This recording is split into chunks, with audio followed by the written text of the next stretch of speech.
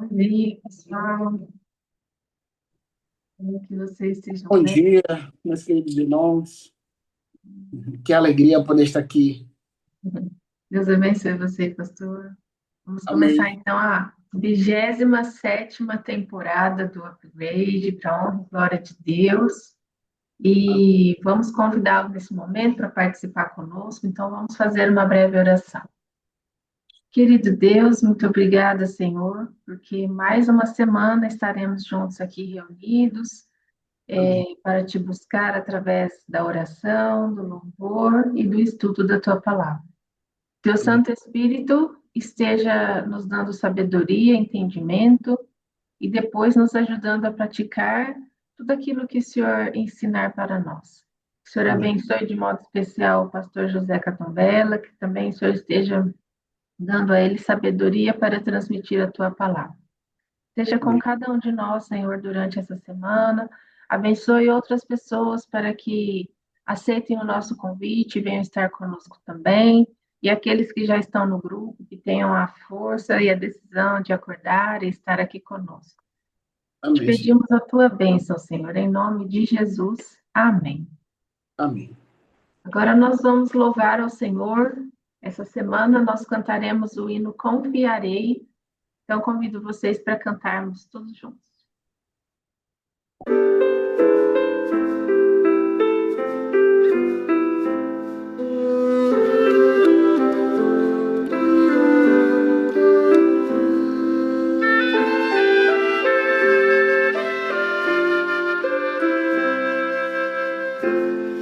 Nas tuas veredas, Senhor, eu quero sempre andar. As tuas palavras, Senhor,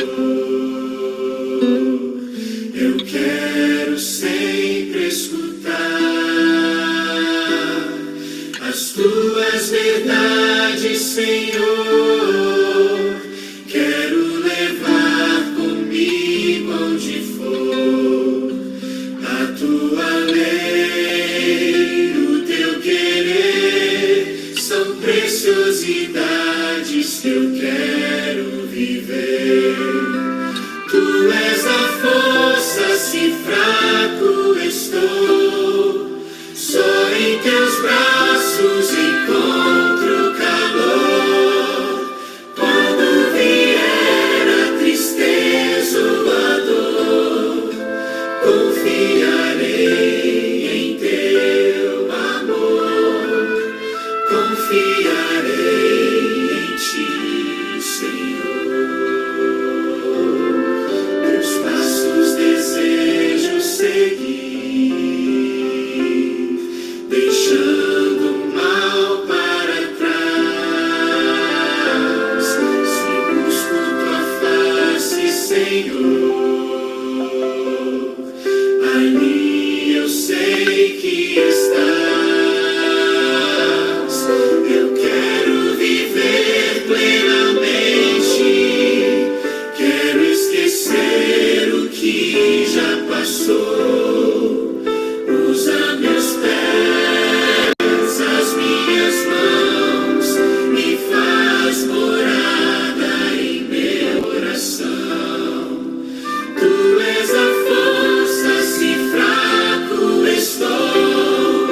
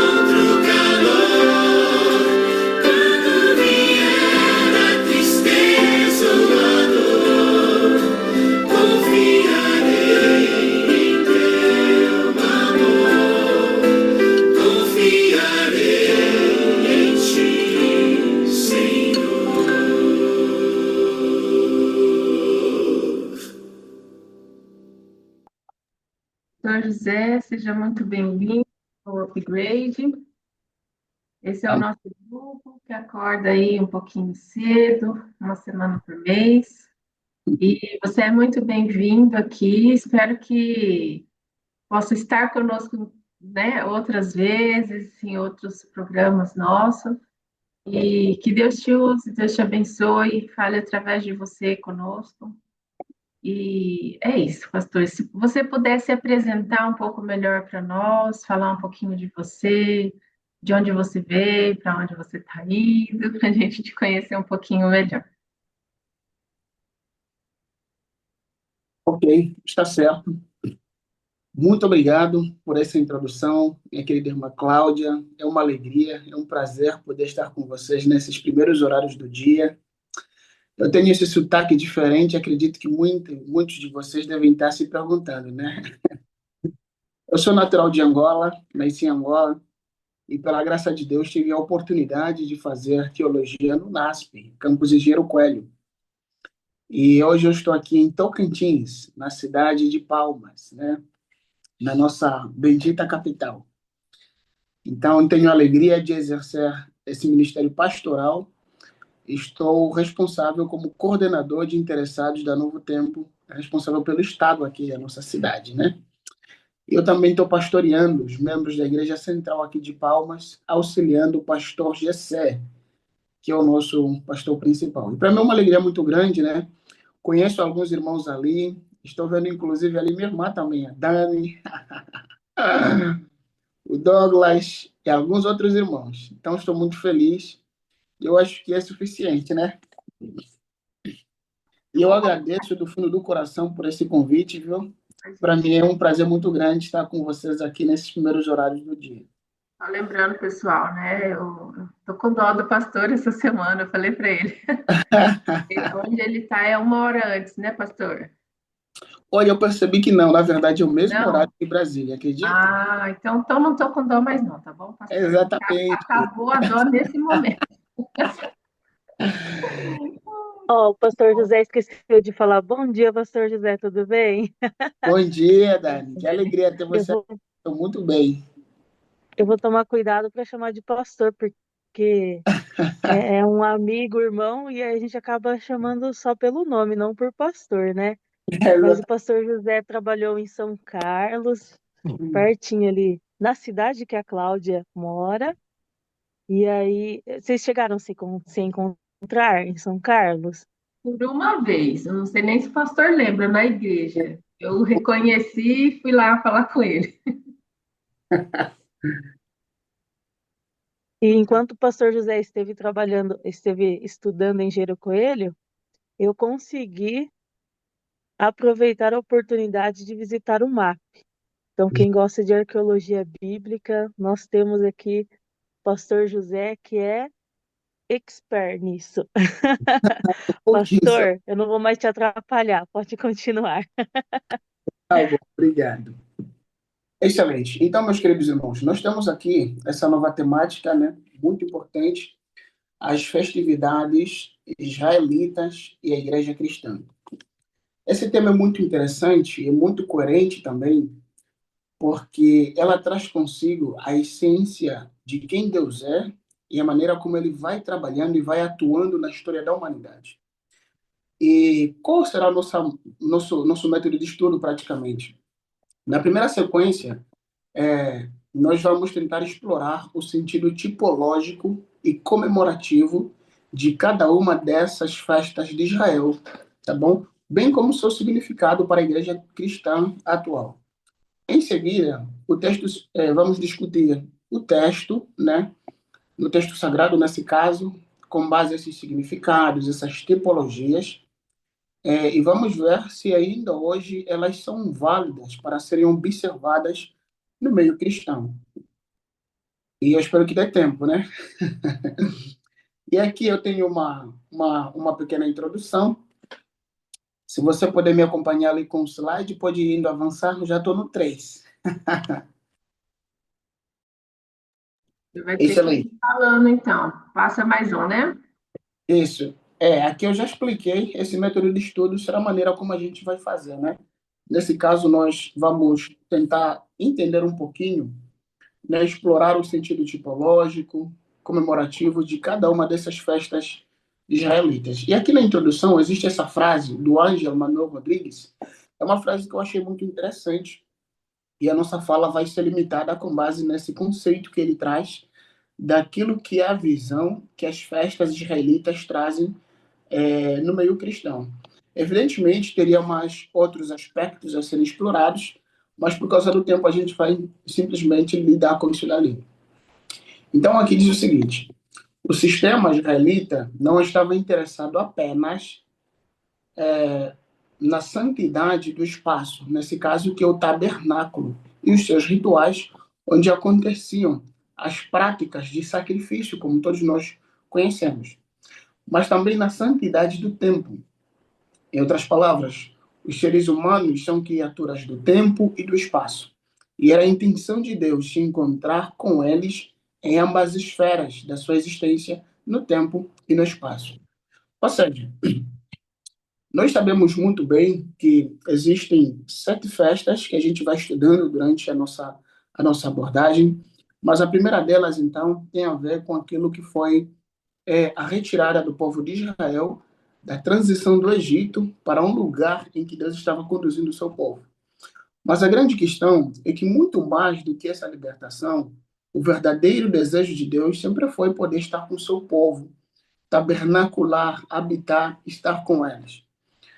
O detalhe muito importante dessas festas é que o foco não consiste apenas em Deus estar ali no meio do seu povo, mas é que Deus tinha o desejo de permanecer com eles sempre, todos os dias, até a consumação dos séculos.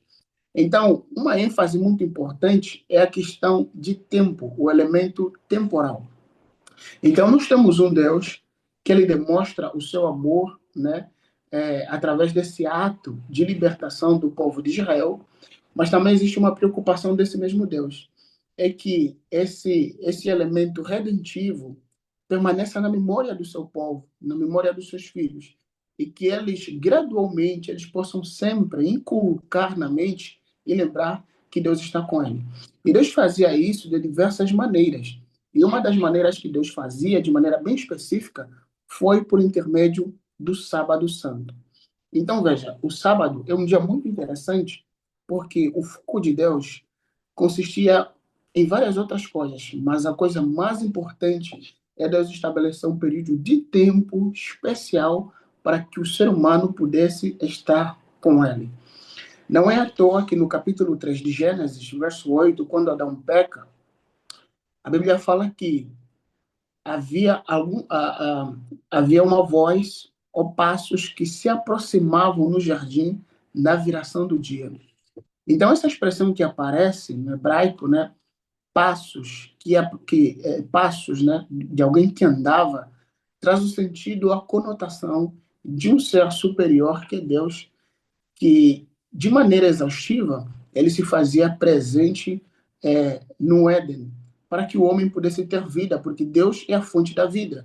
E sem Deus, de maneira nenhuma, o homem poderia viver. Então, o ato de Deus chamar Adão, Adão, Adão, onde estás?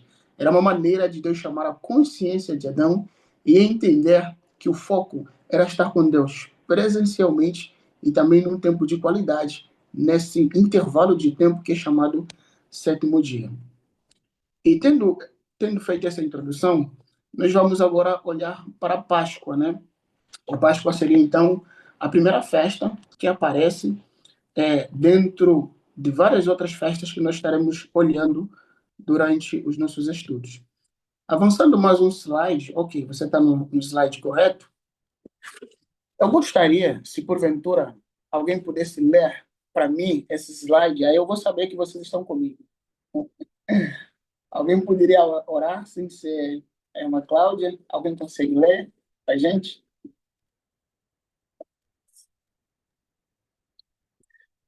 É para ler o slide? Sim, essa apresentação. Êxodo 12. Tá. Êxodo 12. Mas Durante, você, sim, pode. durante o dia 14 do mês de Abib, cada família deveria imolar um cordeiro sem defeito. Está no capítulo 12, no verso 5 e 21. Seus ossos não deveriam ser quebrados. A carne da vítima era comida durante a noite pelos membros da família como um tipo de oferta pacífica. Era assada e comida com pães asmos e ervas amargas, no verso 8. E o seu sangue era colocado na verga da porta e nas ombreiras de cada casa, no verso 22. Excelente, muito obrigado. Agora veja, quando Deus então liberta o povo, havia alguns detalhes muito interessantes que a gente até poderia analisar, mas por causa do tempo não vai dar certo. Veja que Deus, ao fazer esse ato redentivo, ele não está simplesmente tirando um povo de um lugar em que eles haviam sofrido a opressão. Mas Deus também, de certa maneira, ele estava se apresentando diante de várias entidades pagãs que o Egito conhecia. Então, vocês vejam, se a gente olharmos gradualmente, desde o capítulo 5, no momento em que Deus ele decide, então, fazer esse livramento do seu povo, a narrativa bíblica ela vai trazendo uma graduação de palavras. Porque quando Faraó decide oprimir o povo de Deus, esse conceito de trabalho vai se apresentando aos poucos na Bíblia, mas de maneira sequenciada. Parece que o sofrimento do povo vai aumentando cada vez mais. Então Deus ele permite que tudo isso chegue até no auge em que Faraó, que é uma representação maior das divindades pagãs, ele consegue fazer para que Deus, com seu braço forte, ele se apresenta diante das divindades pagãs e diante do seu povo, que ele é o único Deus soberano e que ninguém pode ser comparado a ele. Então Deus ele vai e faz esse livramento tremendo e ao mesmo tempo ele está repreendendo as divindades pagãs. Após isso, Deus ele dá uma orientação. Por quê? Porque nesse momento eles precisavam sair de maneira muito rápida ali no Egito. Deus ele estava tendo algumas lições também para o seu povo. A princípio é que existe esse conceito de expiação que a gente já começa a entender naquilo que está acontecendo, mas a gente vai explicar um pouco mais daqui a pouco. Mas veja comigo, a orientação de Deus é que no dia 14 do mês de Abib, cada família deveria imolar um cordeiro e esse cordeiro precisava ser sem defeito. Os ossos desse cordeiro também não poderiam ser quebrados. E a carne da vítima tinha que ser consumida durante a noite pelos membros de cada família. Esse era um tipo de oferta pacífica, como foi muito bem lido ali. E agora vejam o detalhe.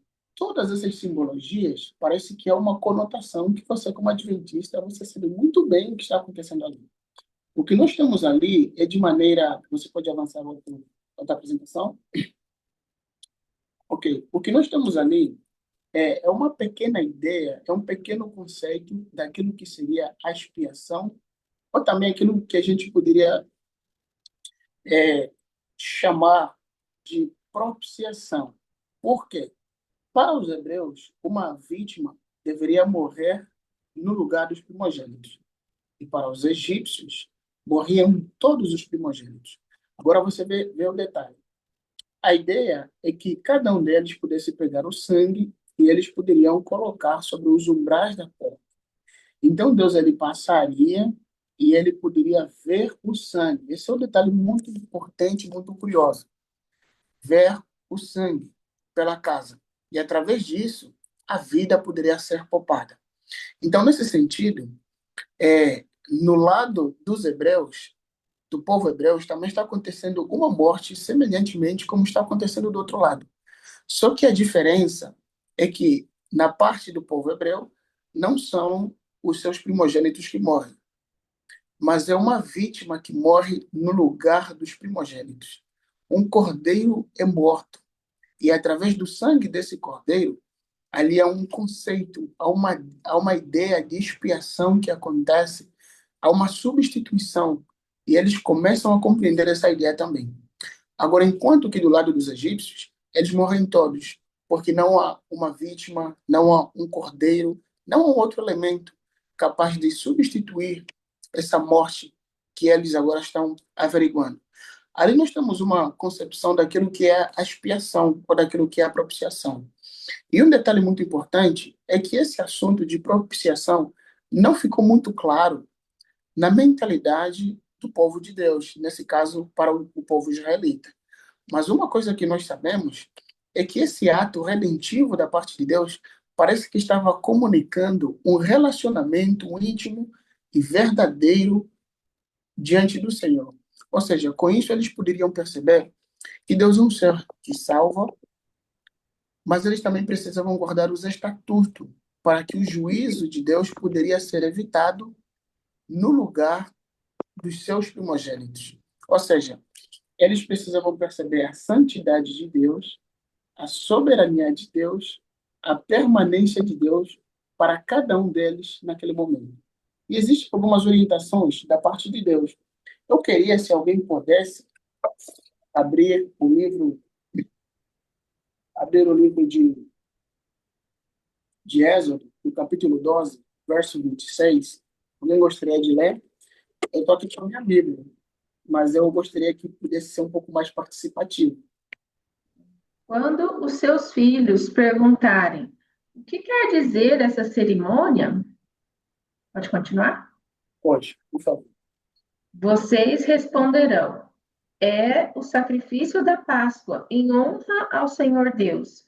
Pois no Egito ele passou pelas casas dos israelitas e não parou. O Senhor matou os egípcios, mas não matou as nossas famílias. Exatamente. Então, veja que a ideia da Páscoa, que Deus ele estava instituindo, não tem apenas o foco redentivo, em que Israel agora é salvo, e eles precisam agora sair e precisavam adorar ao Senhor. Mas a ideia é que Deus pudesse trazer essa memória fresca na mente também das futuras gerações. E Deuteronômio também vai repetir isso com muita ênfase, em que eles precisavam contar isso de geração em geração. Então, aqui nós entendemos de maneira clara que as festas israelitas, elas têm dois propósitos. O primeiro propósito aponta para Deus, que Deus é soberano, porque Deus os livrou com mão forte diante de um contexto em que eles mesmos nunca teriam forças para que eles pudessem ser libertos. E nessa ocasião, eles agora conseguem entender que o pecado traz certas consequências, porque o que leva eles lá no Egito, né? Lá no Egito eles estavam lá, e Jesus estava lá, e todos nós conhecemos a história. Mas o pecado foi um elemento que sempre atrapalhou a trajetória do povo de Deus. Mas, mesmo assim, ele traz uma lição importante. Deus ele é um Deus que se faz presente e, ao mesmo tempo, permite que essas festividades estejam na memória de todas as gerações, para que eles saibam que Deus está com eles todos os dias, tanto no espaço físico de tempo, ou seja, num espaço físico, de maneira geográfica, porque Deus quer habitar com o seu povo, e também na sequência do tempo. Pode passar o tempo que precisar, o que for necessário. Deus é alguém que se faz presente, apesar de nos fizermos. E uma dica muito importante também que isso nos dá é que o pecado não nos separa do amor de Deus. E não importa o quão longe a gente tiver que estar, nada poderá nos separar do amor de Deus. O pecado é uma afronta direta a Deus. Ela apenas nos afasta, mas nunca nos separa de Deus. Adão e Eva é exemplo disso. Quando eles pecaram, Deus não os abandonou. Pelo contrário, Deus foi a primeira pessoa que foi até a eles. Adão, Adão, onde estás?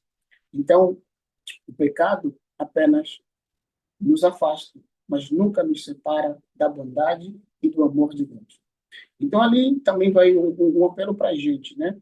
Às vezes a gente vê certas pessoas que estão distantes, e a gente está sempre orando, mas as pessoas não estão chegando. Nós precisamos sempre lembrar que diante de Deus não existe causa perdida.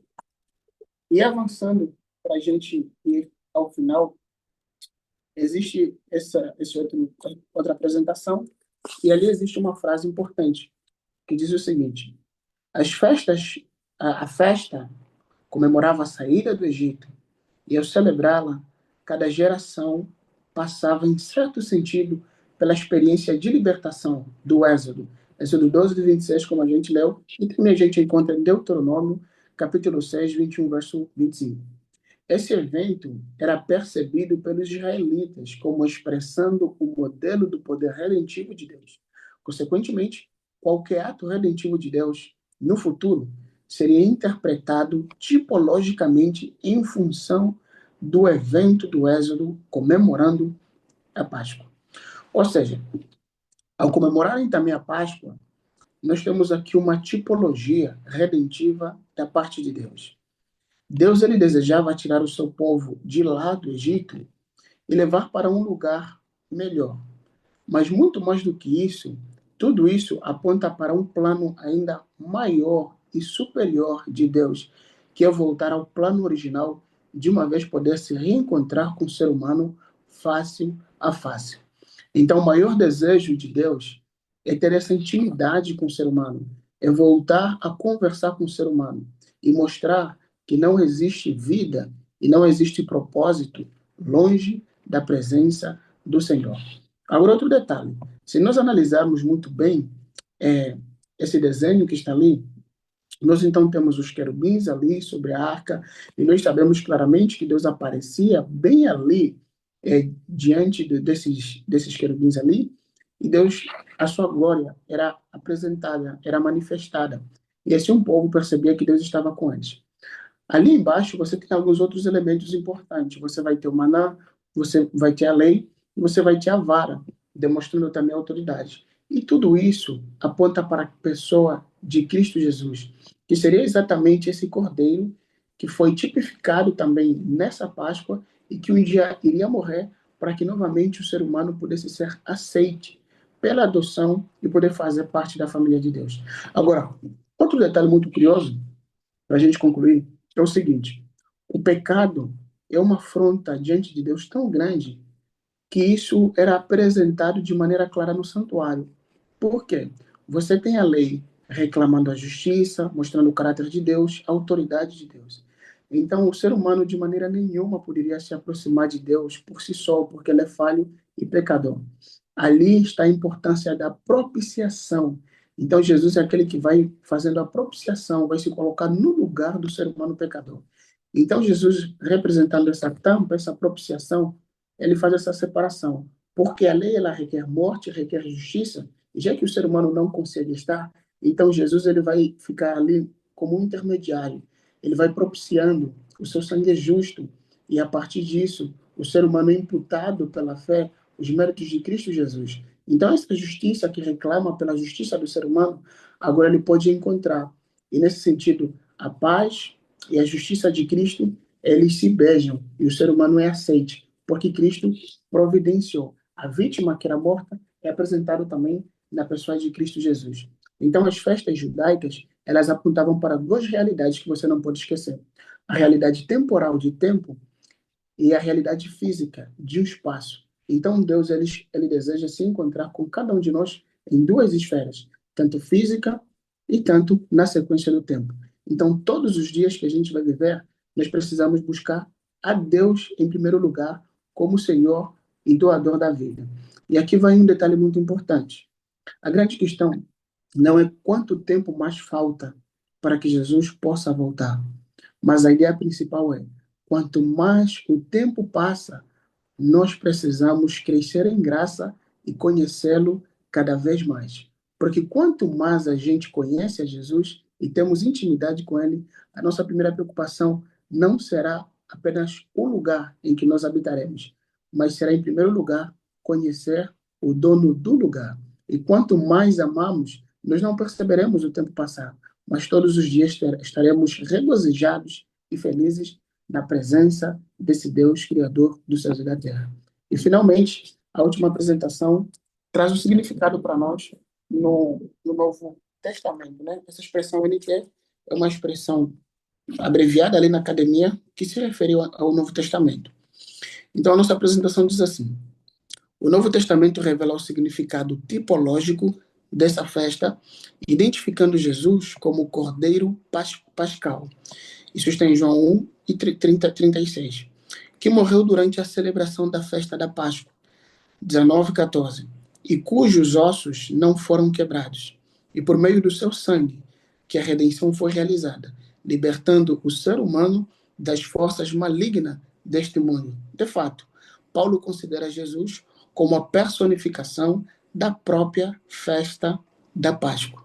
Em outras palavras, Jesus, que era representado na Páscoa, é o único ser na história da humanidade que, antes de nascer, as pessoas sabiam onde iria nascer, como iria nascer, que seria de uma virgem, e a Bíblia também já apresentava o tempo que ele iria morrer, e como ele iria morrer, e a sua ressurreição. Então, Jesus ele chega no momento correto, e ele cumpre todas as profecias. Os seus ossos não foram quebrados. Ele aparece como cordeiro limpo, justo e completo, para fazer um único só sacrifício, e de uma vez por todas. Nisso, nós temos, mais uma vez, a comprovação da veracidade bíblica e das profecias. O nosso Deus é um Deus que não falha, e nunca falhou, e nunca irá falhar com cada um de nós. E assim como Jesus cumpriu de maneira exata a palavra do Senhor, ele irá cumprir todas as promessas em nossa vida. E a maior delas é o seu breve retorno. E o desejo de Deus é que aquilo que essas festas apontam, em breve possa ser uma realidade na sua e na minha vida. Estarmos com Deus numa sequência de tempo e no espaço físico, com o nosso Cristo presente, e nunca mais nos separaremos. Estaremos com Ele para todo sempre. E não haverá mais fome e nem dor, porque tudo isso será passado. Essa seria a nossa abordagem.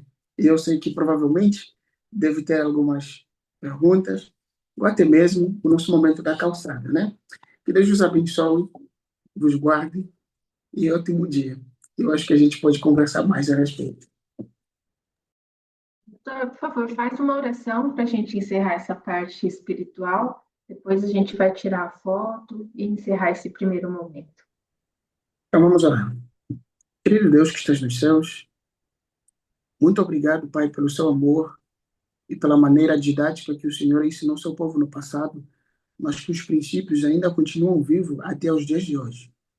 E um dos princípios maiores é que Deus deseja todos os dias ser o verdadeiro Deus em nossa vida e termos um relacionamento verdadeiro com Ele. Nos ajuda a sermos verdadeiros adoradores e sempre a começar o dia na sua santa presença e terminar contigo. Abençoa cada adorador aqui presente desse upgrade importante e abençoe esse programa sempre e aqueles programas e as próximas lições que poderemos aprender nos próximos dias. Esteja com cada um de nós, abençoe o nosso dia laboral. Em nome de Jesus oramos e te agradecemos por tudo. Amém. Obrigada pela mensagem de hoje. Então, pessoal, esse foi o primeiro dia. Quem nos acompanhar depois pelo YouTube, fica o convite para que venha participar ao vivo pelo Zoom com a gente. Aqui embaixo da descrição, aqui na descrição do vídeo, tem o link para você participar com a gente. E nós vamos agora, então, para a turma da calçada, que é um momento de bate-papo, que não fica gravado, né? Então, participe com a gente ao vivo, que é melhor. Um abraço e até amanhã. Obrigada, viu, pastor? Imagina, Despedindo aqui do pessoal do YouTube. eu também estou aqui e eu queria dar uma saudação especial ao irmão José Damião, um paizão para mim, uma pessoa que eu tenho muito carinho e muito respeito. Cuidou de mim lá em São Carlos enquanto eu era estudante, estagiário. Eu aprendi muito com eles. Louvado seja Deus pela vida de vocês ali.